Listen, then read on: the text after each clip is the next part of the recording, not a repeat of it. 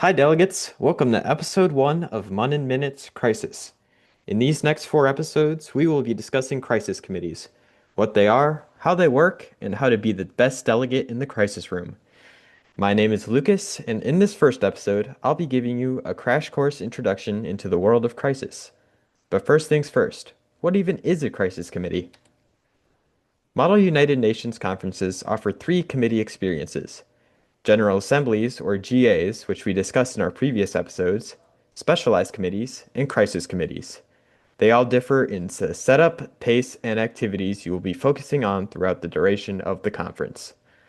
While GA committees are usually based on real organs of the UN, with delegates assuming the roles of UN member states, crisis committees can be based on all sorts of different scenarios. These may include historical cabinets and war rooms, corporate boards, or even fantasy settings. This means that delegates will act as characters rather than countries, and will have all of their characters' resources at their disposal. But more on that later.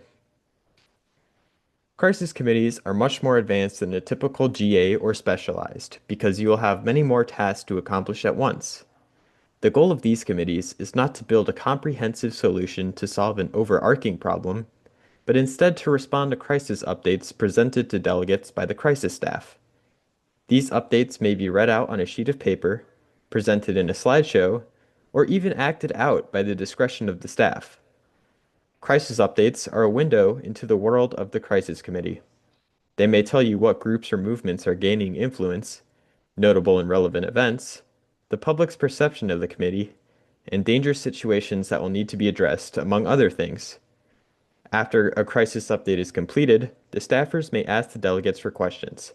Stay tuned for tips on asking effective questions that catch the chair's attention in a future episode.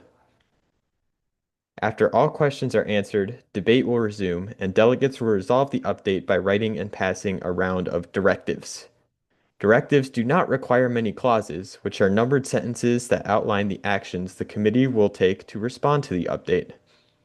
While GA clauses can only recommend actions for member states to take, clauses in crisis committees are declarations of what will be accomplished if the directive is passed.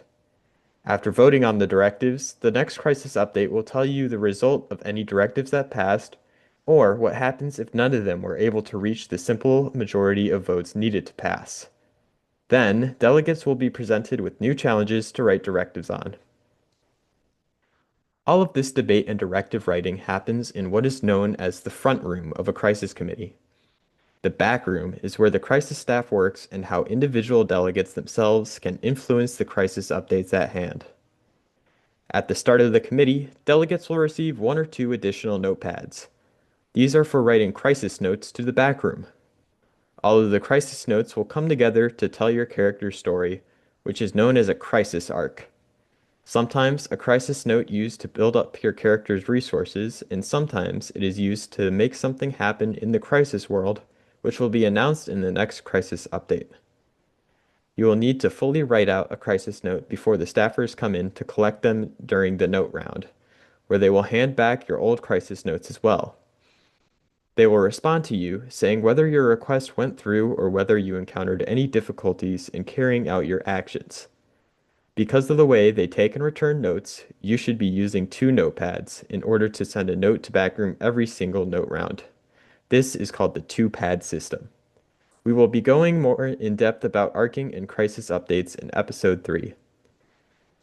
From directive rounds to crisis notes, crisis committees create a fast-paced environment that can be challenging for many, especially delegates new to crisis.